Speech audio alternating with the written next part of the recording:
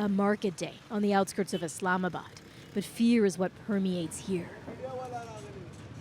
This is where many of the Afghans in Pakistan's capital shop, a majority of them undocumented, living in hiding, plagued with worry that local police will pick them up and deport them.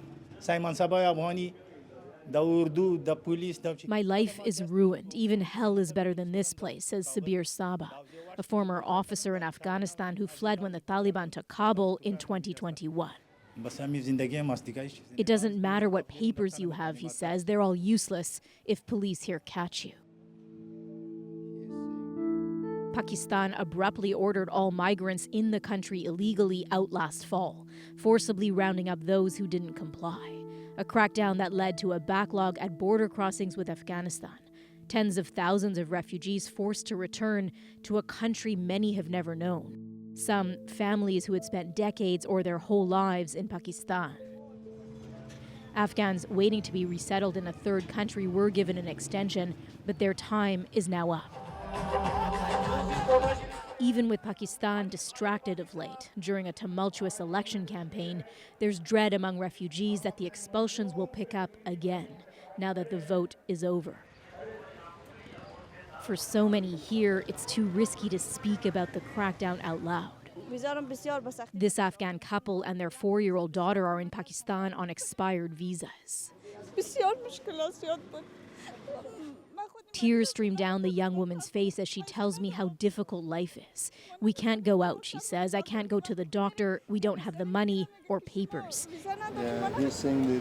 Another man so spooked he asks me to walk down another alley when too many people gather around us listening. We can move down. Yeah.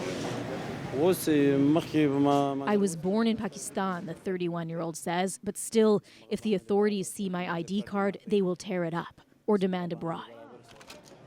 A harsh reality many human rights advocates say that shouldn't be. Pakistan's constitution is explicit, says this lawyer, who's fighting for a reprieve for some of the migrants. Yes, Pakistani law recognizes birthright citizenship. And a right enshrined, awarding all those born in Pakistan automatic citizenship, he says. So if Pakistan still has birthright citizenship, then these people are not Afghans. They're actually Pakistanis. Only legal battles take time. And time is not on the side of those threatened with deportation. This settlement at the edge of Islamabad for years is now half empty. Many of the families have already picked up and left for Afghanistan. So how many of you were born here in Pakistan? Everyone. And yet they feel exposed. We were warned to leave, Shamali Khan says, but with no precise timeline. Uncertainty, they say, dominating their lives.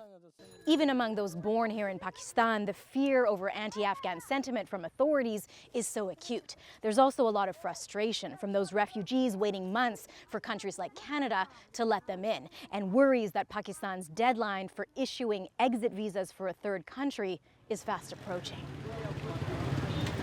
The last day of February, for now. That's when Pakistani officials say undocumented Afghans trying to make it to Canada and other Western countries need to leave Pakistan or else pay a hefty fine. My eldest son. A deadline that pains Muhammad Yunus Nasimi, a former contractor for the Canadian Armed Forces in Kandahar. His 6 children stuck in a hotel room for more than 2 years, cartoons replacing schooling. Pakistan government policies are changing in minutes. And nobody's going to stop them because they will say, it's our country. So unpredictable, and Nasimi powerless as he waits for word from Canadian officials about his security clearance. We have been explaining this to the government of Canada, but nobody's hearing us. It is unbearable. It's very hard. Like there are sometimes you don't have words for that, how to describe this. We don't have any travel documents, any passports. It's the same for many others also in limbo. Emails from Canada's Immigration Department on where their applications stand, these former interpreters say, are intermittent and opaque. Keep on saying that you are still in background check and your cases are marked as urgent processing. If you stay here like for 22 months in the same location in 2 rooms, so I mean, it's definitely like a jail for us, you know. Constrained and wary of going out, where the desperation among the many Afghans still in the country without papers is deepening.